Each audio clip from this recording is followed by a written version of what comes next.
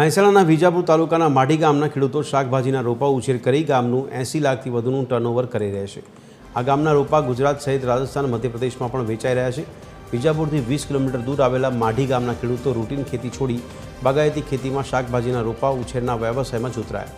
Routine અને રૂઢિચુસ્ત ખેતીમાં યોગ્ય ભાવ ન મળતા હવે અહીંના ખેડૂતો નવતર પ્રયાસ તરફ પડ્યા છે।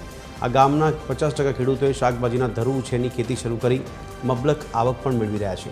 70થી વધુ શાકભાજીના રોપાની નાની મોટી નર્સરી આવેલી છે, જેમાં પ્રત્યેક નર્સરી ધરાવતા ખેડૂત વર્ષે 20 લાખથી વધુની કમાણી કરી રહ્યા છે।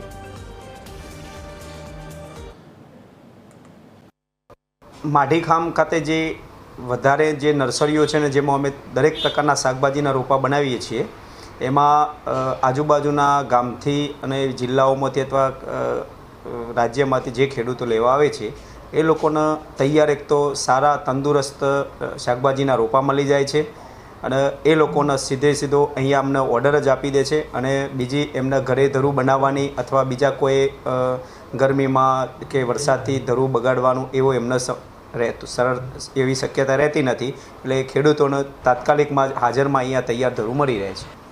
એ 4થી 10 નર્સરી, 15, 20, 25 તેમ અત્યારે કુલ 50 નર્સરીઓ હાલ માઢી ગામમાં આવેલી છે અને સૌથી વધુ સરકાર માન્ય એક્રિડેશન એ 13 નર્સરીઓનું માઢી ગામમાં 13 નર્સરીઓ ગવર્મેન્ટ એક્રિડેશન NHBમાં રજિસ્ટ્રેશન કરાયેલું છે અને કદાચ આખા ગુજરાતમાં 20થી 25 જ NHBમાં માન્ય છે।